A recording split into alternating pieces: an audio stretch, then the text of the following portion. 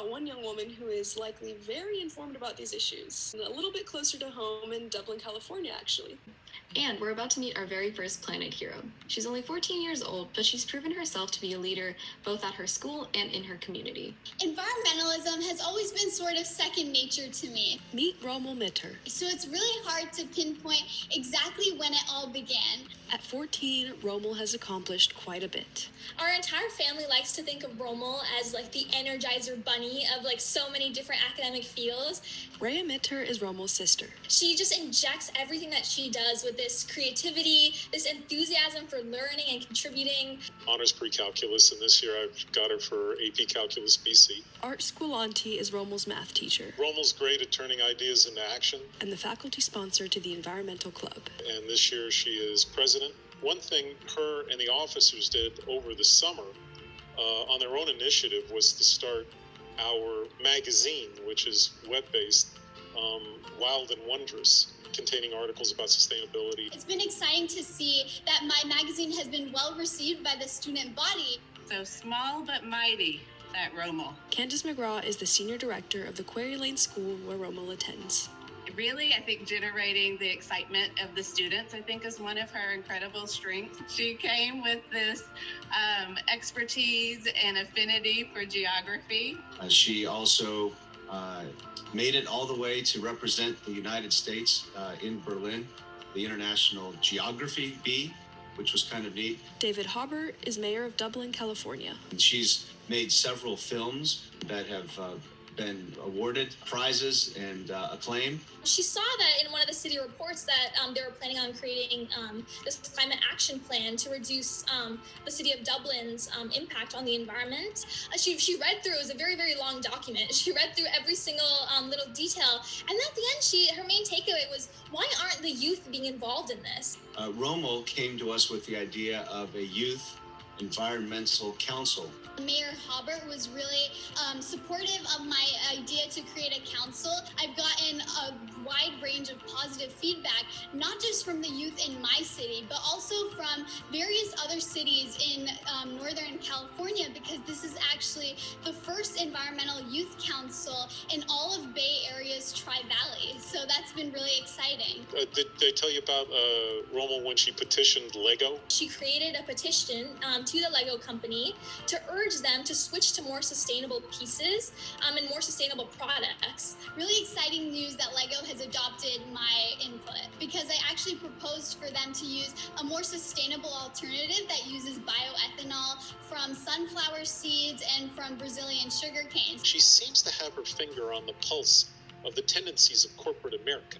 For a student to reach out to a corporation, I thought was pretty amazing. She's very capable and very passionate about all of these issues, and she gets things done.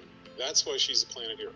Something that really inspired me was this rhyming phrase: nurture nature, save the future. These rhyming words really meant something to me, because it showed me that whether the action be small or big, the impact you can make can still make a difference in your community.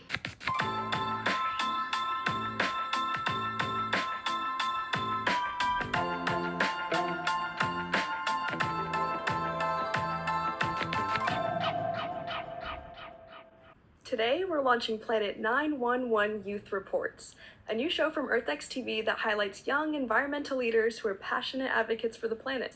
We all asked questions and got to speak with Senator Sheldon Whitehouse from Rhode Island. Good morning, everybody. Thanks for being here. My name is Quill Robinson. I'm the Vice President of Government Affairs for the American Conservation Coalition, and I'm very excited to be here today because we're about to have an incredible conversation, the first ever Planet 911 Youth Climate Town Hall event. And today we have a very special guest, and importantly, we have a group of young students who are really excited to talk about the issue of climate change and talk about with our guest, who is Senator Sheldon Whitehouse from Rhode Island. I'm here for the 269th time with my increasingly battered Time to Wake Up poster to try to alert this chamber to the threat of climate change.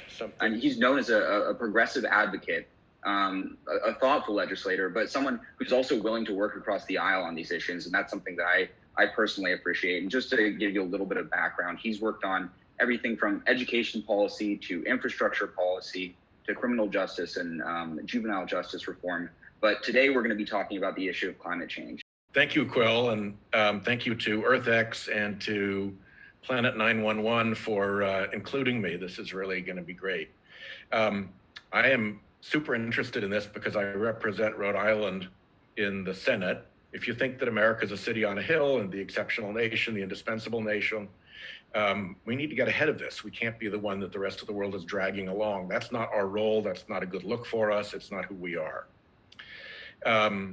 And we have an internal problem here, which is that something has fouled up in our politics so that we've been unable to respond to this. And that's the one point that I want to make right now, and then we can go to all of your questions and comments.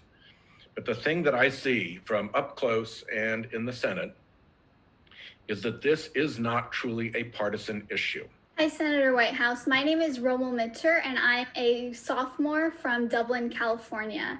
And my question for you today is, how significant of an impact do you think companies like the Rainforest Coalition have on climate change? So, for example, the Rainforest Coalition works on pinpointing companies that use practices that are not particularly environmentally friendly. So I was just wondering your thoughts on the impact that these companies have. I think it varies a little bit company to company. But what really works is to go after a company's brand, because a company's brand is almost always its most important asset, particularly if it's a consumer products company and its name is what you see when you go to make your shopping choices. But even if you are not very consumer forward, you're also, as a company, competing in a market for employees where you want the young, best, and brightest to come and work for you. So my experience has been that groups like Rainforest Alliance, when they target a company, they do better when that company is more consumer facing and is more exposed that way. But it really makes a difference across the board as long as the message gets out. What you have to look for is the interests that fight back and try to discredit groups like the Rainforest Alliance in order to protect themselves from that risk. And in some cases, once you get one company to move, the rest of the market has to move with it so they don't feel that they're left back. You're seeing that in ocean plastic right now. There's not significant legislation on ocean plastic directing corporate behavior, but from fear of being called out, even the worst companies are moving pretty fast, and the best companies like Unilever are doing great things. Don't agonize, organize. So don't agonize, organize. Follow the Mikulski principle and join groups that can amplify your voice. So dive in. I think it is so important that you care about this issue and that you're willing to put your effort into it. So don't be shy, jump in, the water's fine.